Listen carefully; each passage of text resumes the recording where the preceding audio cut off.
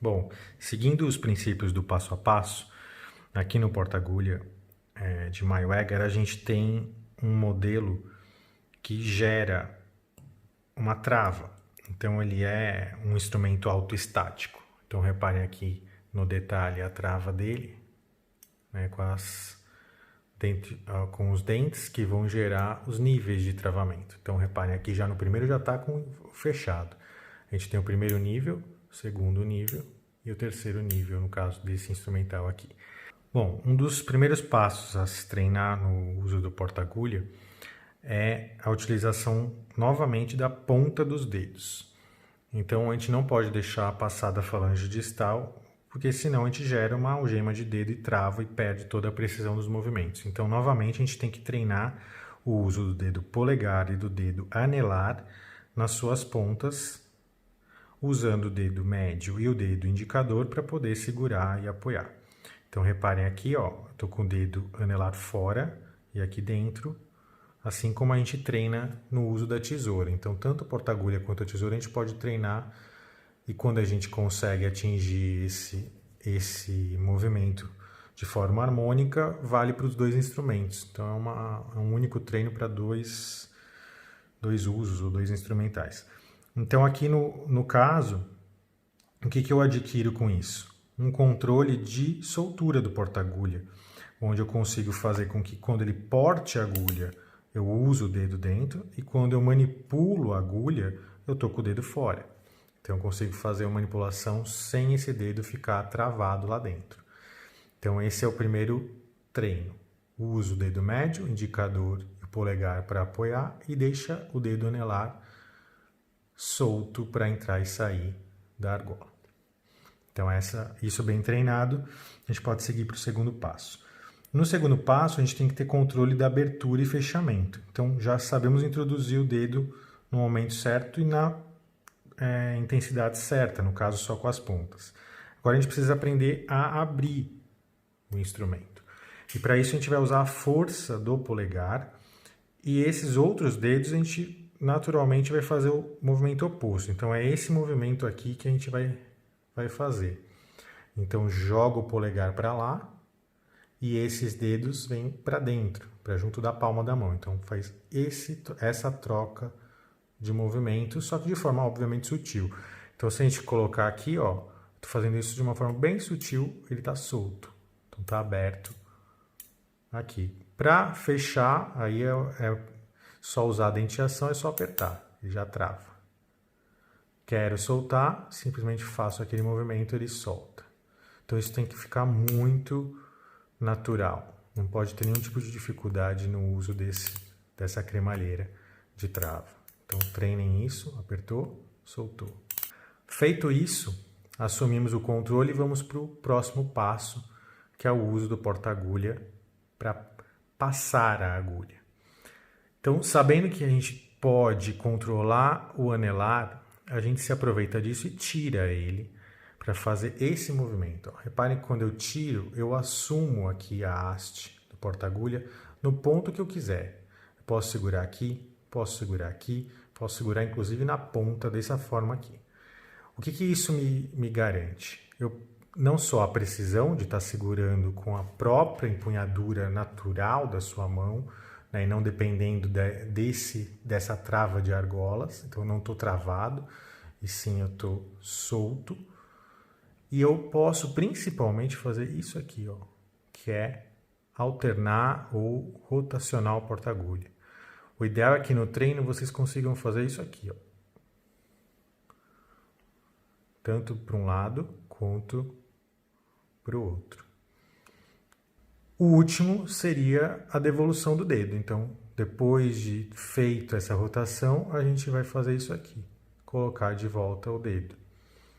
Então, o primeiro passo se torna o último passo. Então, começa com esse treino, abre, depois rotaciona, depois coloca de volta como começou.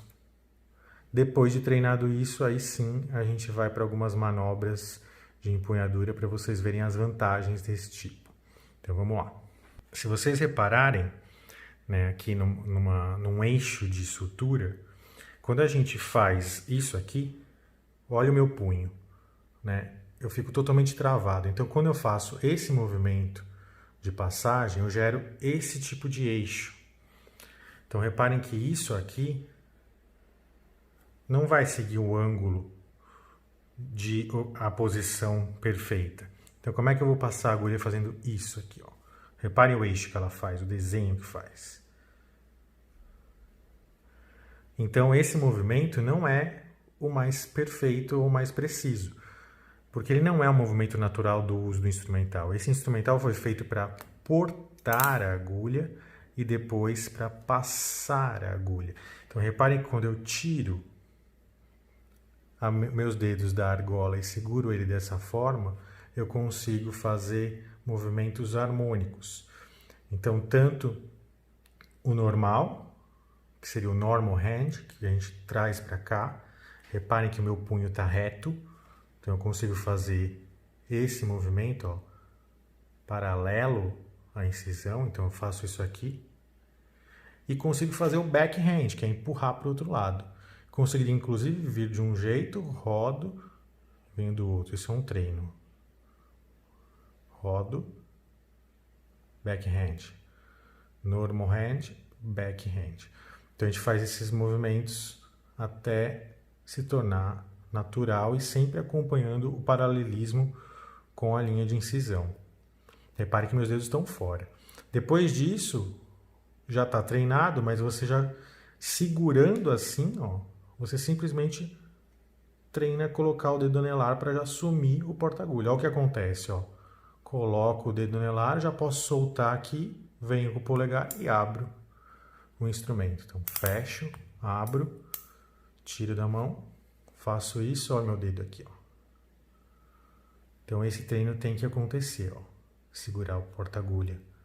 O polegar é o indicador. Depois de ter feito as manobras, elas se tornaram harmônicas. Agora, olha meu dedo aqui, ó. Vou fazer de forma rápida. Feito isso, a gente pode já utilizar uma agulha. Reparem que quando eu estou portando a agulha, eu fixo. E olha só. Aqui no caso eu estou com uma agulha curva. Então eu vou usar a curva dela da forma rotacional. Então se ela tem uma curva, eu tenho que respeitar essa curva. Então quando eu passo de um lado ao outro, olha o movimento que eu faço. Ó. Rotação do porta-agulha. Quando eu tiro o dedo, eu consigo ter um controle maior e inclusive em situações mais delicadas eu consigo segurar a ponta do porta-agulha e fazer a passagem, a perfuração de uma forma bem mais precisa. Então isso também é um treino interessante. Outro treino é você não usar mais a mão para segurar a agulha e usar sim agora a pinça. Então, segurando com uma pinça, a gente vem, segura, trava. E vamos fazer, ó, reparem que eu já tirei minha mão, meus dedos, né? Faço a perfuração.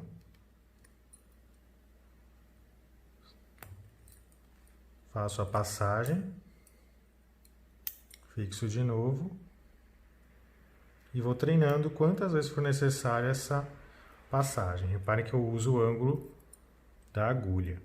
Com a mão dentro, eu tenho que fazer isso aqui. Eu também posso fazer esse movimento do eixo de rotação do meu próprio punho. Não é errado fazer isso, é bem comum. Então eu posso fazer isso, mas reparem que os meus dedos me limitam. Bom, uma outra coisa a se observar é que, como o nome diz, ele é um portador da agulha. Então ele pode ser usado como portador e como passador, como foi demonstrado. Ao portar a agulha, a própria agulha se torna parte do instrumental. Então, um exemplo de uso disso. Quando a gente está querendo fazer uma posição perfeita dos bordos, eu posso pegar e fazer isso aqui, ó. Ao tracionar, por exemplo, os dois lados do tecido, eu traciono com uma pinça o lado que eu vou perfurar e o lado já perfurado eu uso a agulha empurrando o tecido. Com isso eu consigo jogar e alinhar o tecido para que ele faça a perfuração. Reparem que o porta-agulha aqui, ó, ao tirar a mão, eu consigo fazer a rotação dele e tirar a agulha no ângulo certo. Então o ideal é que vocês treinem isso aqui, ó, esse movimento de rotação da agulha.